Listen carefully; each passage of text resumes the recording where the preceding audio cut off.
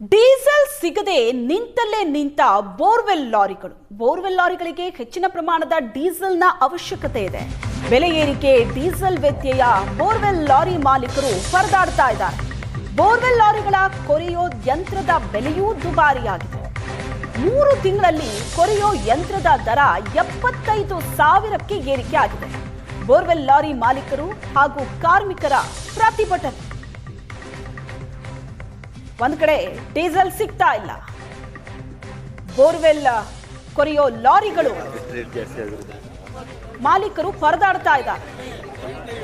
ಬೆಲೆ ಏರಿಕೆ ಇದೆ, ಡೀಸೆಲ್ ಸಿಗ್ತಾ ಇಲ್ಲ, ವ್ಯತ್ಯಯ ಇದೆ. ಬೋರ್ವೆಲ್ ಲಾರಿ ಮಾಲೀಕರ ಸಂಕಟ ಈಗ ಶುರುವಾಗಿದೆ.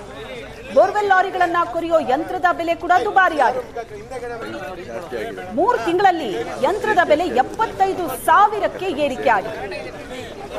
ಮತ್ತೊಂದು ಕಡೆ ಬೋರ್ವೆಲ್ ಲಾರಿಗಳಿಗೆ ಹೆಚ್ಚಿನ ಪ್ರಮಾಣದ ಡೀಸೆಲ್ನ ಅವಶ್ಯಕತೆ ಇದೆ. ಹಾಗಾಗಿ ಈ ಲಾರಿಗಳೆಲ್ಲ ಸಾಲುಗಟ್ಟಿ ನಿಂತಿರೋದನ್ನ ನೋಡ್ತಾ ಇದ್ದೀವಿ. ಒಂದು ಕಡೆ ಇರಾನ್ ಇಸ್ರೇಲ್ ಯುದ್ಧದ ಭೀತಿ ದಿನದಿನಕ್ಕೆ ಹೆಚ್ಚಾಗ್ತಾ ಇದೆ. ಪೆಟ್ರೋಲಿಯಂ ಪ್ರಾಡಕ್ಟ್ಸ್ ಭಾರತಕ್ಕೆ ಬರ್ತಾ ಇಲ್ಲ. ಆದರೆ ಮತ್ತೊಂದು ಕಡೆ ರೈತರು ಕಂಗಾಲಾಗುವಂಥ ಪರಿಸ್ಥಿತಿ ಸೃಷ್ಟಿಯಾಗಿರುವಂಥದ್ದು.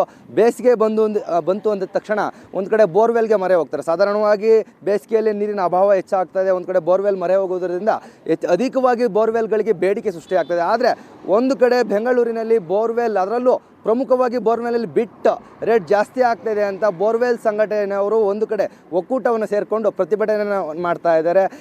ಸರಿಸುಮಾರು 20-25 ಸಾವಿರ ಇರುವಂಥ ಬಿಟ್ಟು ಏಕಾಏಕಿ 3 ತಿಂಗಳಿಗೆ ಒಂದು ಕಡೆ 75,000 ಅಷ್ಟು ಏರಿಕೆ ಆಗಿದೆ. ಸದ್ಯ ಬೆಂಗಳೂರಿನ ಪಶ್ಚಿಮ ರಸ್ತೆಯಲ್ಲಿ ಸರಿಸುಮಾರು 35ಕ್ಕೂ ಅಧಿಕ ಬೋರ್ವೆಲ್ ಲಾರಿಗಳನ್ನು ಉಟ್ಕೊಂಡು ಇಲ್ಲಿನ ಮಾಲೀಕರು ಜೊತೆಗೆ ಇಲ್ಲಿ ಕೆಲಸ ಮಾಡ್ತಿರುವಂಥ ಕಾರ್ಮಿಕರು ಒಂದು ವಿನೂತನವಾಗಿ ಸ್ಟ್ರೈಕನ್ನು ಮಾಡ್ತಾ ಇದ್ದಾರೆ.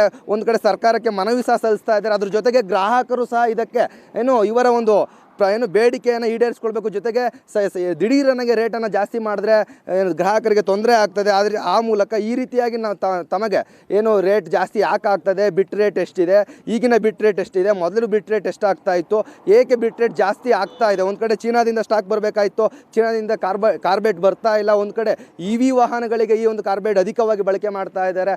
ಅದ್ರ ಜೊತೆಗೆ ಬಿಟ್ ಸಿಗ್ತಾ ಇಲ್ಲ. ದಿನಕ್ಕೆ ಬಿಟ್ ಅಂದರೆ ಮುಂದಿನ 4ನೇ ತಿಂಗಳ 1ನೇ ತಾರೀಕುವರೆಗೆ 75,000 ಬಿಟ್ ರೇಟ್. ಅದರ ಮುಂದಿನ ದಿನಗಳಲ್ಲಿ ಬಿಟ್ ರೇಟ್ ಜಾಸ್ತಿ ಆಗುವ ಸಾಧ್ಯತೆಗಳು ಸಹ ಇದೆ ಅಂತ ಹೇಳ್ತಾ ಇದ್ದಾರೆ. ಒಂದು ಕಡೆ ಬಿಟ್ ರೇಟ್ ಜಾಸ್ತಿ ಆಗೋದ್ರಿಂದ ಪ್ರತಿ ಅಡಿಗೆ ಸಾಮಾನ್ಯವಾಗಿ ಒಂದು ಅಡಿಗೆ 95ರಿಂದ 100 ಒಂದು ಅಡಿಗೆ ತೊಗೊತಾ ಇದ್ರು. ಆದರೆ ಈಗ ಬಿಟ್ ರೇಟ್ ಜಾಸ್ತಿ ಆಗೋದ್ರಿಂದ 160 ರೂಪಾಯಿಗೆ ತಗೊಳ್ಳುವಂಥ ಸಾಧ್ಯತೆಗಳು ಸಹ ಇದೆ ಅಂತ ಒಂದು ಕಡೆ ಬೋರ್ವೆಲ್ನ ಮಾಲೀಕರು ತಿಳಿಸ್ತಾ ಇದ್ದಾರೆ. ಇದಕ್ಕೆ ಗ್ರಾಹಕರು ಸ್ಪಂದಿಸ್ತಾರಾ, ರೈತರು ಸ್ಪಂದಿಸ್ತಾರಾ ಅಂತ ಕಾದು ನೋಡಬೇಕಾಗಿದೆ. ಒಂದು ಕಡೆ ಮಾಲೀಕರು ಹೇಳುವಂತಹ ಮಾಹಿತಿಯ ಪ್ರಕಾರ ನಾವು ಸರ್ಕಾರಕ್ಕೆ ಬೇಡಿಕೆ ಇಡ್ತಾ ಇದ್ದೇವೆ. ಈ ಮೊದಲು ಖಾಸಗಿ ಕಂಪನಿಯವರು ನಮಗೆ ಕಾರ್ಬೈಡ್ಗಳನ್ನು ಬಿಟ್ಗಳನ್ನು ಪ್ರೊವೈಡ್ ಮಾಡ್ತಾಯಿದ್ರು. ಈಗ ಸರ್ಕಾರವೇ ಇದನ್ನು ಪ್ರೊವೈಡ್ ಮಾಡ್ತಾ ಇರೋದ್ರಿಂದ ಎಲ್ಲೋ ಸ್ಟಾಕ್ ಕಡಿಮೆ ಬರ್ತಾ ಇದೆ. ಒಂದು ಕಡೆ ಎಲ್ಲೋ ಕೊಲ್ಲಿ ರಾಷ್ಟ್ರಗಳ ಯುದ್ಧ ಆಗ್ತಾ ಇದೆ, ಇನ್ನೊಂದು ಕಡೆ EV ವಾಹನಗಳು ಜಾಸ್ತಿ ಆಗ್ತಾ ಇದೆ. ಇದರಿಂದ ಕಾರ್ಬೈಡ್ ಇಂಪೋರ್ಟ್ ಆಗ್ತಾ ಇರೋದು ಕಡಿಮೆ ಆಗ್ತಾ ಇರುವಂಥ ಒಂದು ಮಾಹಿತಿ ತಿಳಿಸ್ತಾ ಇದ್ದಾರೆ. ಒಟ್ಟಿನಲ್ಲಿ ಒಂದು ಕಡೆ ಗ್ರಾಹಕರು ಕಂಗಾಲಾಗ್ತಾ ಇದ್ದಾರೆ. ಪ್ರತಿ ಅಡಿಗೆ 50ರಿಂದ 60 ರೂಪಾಯಿ ರೇಟ್ ಜಾಸ್ತಿ ಆಗ್ತಾ ಇದೆ. ಇನ್ನೊಂದು ಕಡೆ ಮಾಲೀಕರು ಸಹ ಕಂಗಾಲಾಗಿರುವಂಥದ್ದು. ಅಂದರೆ ಒಂದು 25,000 ಇರುವಂಥ ಬಿಟ್ಟು 75,000 ಆಗ್ತಾ ಇರುವಂಥದ್ದು. ಒಂದು ಕಡೆ ಗ್ರಾಹಕರು, ಇನ್ನೊಂದು ಕಡೆ ಮಾಲೀಕರು. ಒಟ್ಟಾರೆ ಈ ಒಂದು ಕಾರ್ಬೈಡ್ ಮತ್ತು ಬಿಟ್ಗಳ ಇಂಪೋರ್ಟ್ ಆಗದ ಕಾರಣ ಒಂದು ಕಡೆ ವಿನೂತನವಾಗಿ ಹೋರಾಟವನ್ನು ಮಾಡ್ತಾ ಇರೋದು. ಇದಕ್ಕೆ ಗ್ರಾಹಕರು ಸ್ಪಂದಿಸಬೇಕಂತ ಮಾಲೀಕರು ಸಹ ಒತ್ತಾಯನ ಮಾಡ್ಕೊತಾ ಇರೋದು. ಕಾದು ನೋಡಬೇಕಾಗಿದೆ ಇದಕ್ಕೆ ಗ್ರಾಹಕರು ಸ್ಪಂದಿಸ್ತಾರ ಅನ್ನುವಂಥದ್ದನ್ನ. ಕ್ಯಾಮ್ರಾ ಪರ್ಸನ್ ಮಹೇಶ್ ಜೊತೆ ಸುಮನ್, ಏಷ್ಯಾನೆಟ್ ಸುವರ್ಣ ನ್ಯೂಸ್, ಬೆಂಗಳೂರು.